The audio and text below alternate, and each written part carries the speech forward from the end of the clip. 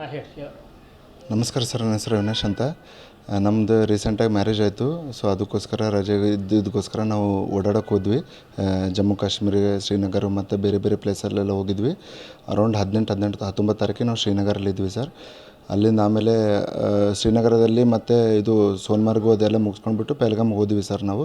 ಪೆಹಲ್ಗಾಮಲ್ಲಿ mini Switzerland ಅಂತಿದೆ sir. ಅಲ್ಲಿ mini Switzerland early morning ಮುಗಿಸ್ಕೊಂಡ್ಬಿಟ್ಟು ನಾವು ಬೇತಾಬ್ ವ್ಯಾಲಿಗೆ ಹೋದ್ವಿ ಸರ್. ನಾವು ಹೋದಿದ ತಕ್ಷಣವೇ ಅಲ್ಲಿಂದ ನಮಗೆ ಈವ್ನಿಂಗ್ ಗೊತ್ತಾಯಿತು ಸರ್.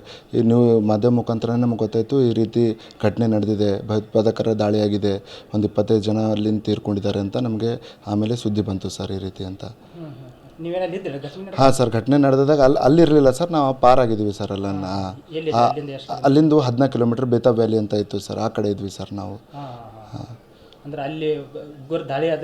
ಇರಲಿಲ್ಲ ಸರ್. ಹಾಂ, ಅದೇ ಮಾಧ್ಯಮ ಮುಖಾಂತರನೇ ಈವ್ನಿಂಗ್ ಸಾಯಂಕಾಲ ನಮ್ಗೆ ಗೊತ್ತಾಯಿತು ಸರ್. ಅಲ್ಲಿ ನೆಟ್ವರ್ಕ್ ಬರಲಿಲ್ಲ, ನಾವು ನೆಟ್ ಕೂಡ ಇದು ವರ್ಕ್ ಆಗ್ತಿಲ್ಲ.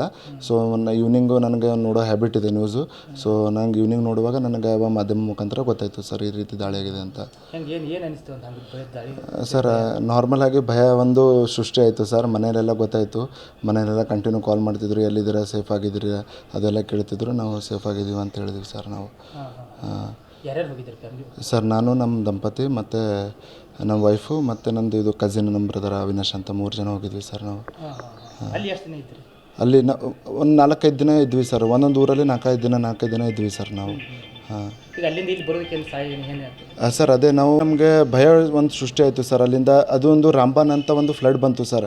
ಅಲ್ಲಿಂದ ರೋಡ್ ಫುಲ್ ಕ್ಲೋಸ್ ಆಗಿದೆ ಸರ್. ಬರೋಕ್ಕೇನು ಅದಿಲ್ಲ, ಹೋಗೋಕ್ಕೂ ಅದಿಲ್ಲ. ಬೈ ರೋಡ್ ಫುಲ್ ಕ್ಲೋಸ್ ಆಗಿತ್ತು ಸರ್. ಬಂದರೆ ಫ್ಲೈಟಲ್ಲಿ, ಹೋದರೆ ಫ್ಲೈಟಲ್ಲಿ ಇತ್ತು ಸರ್.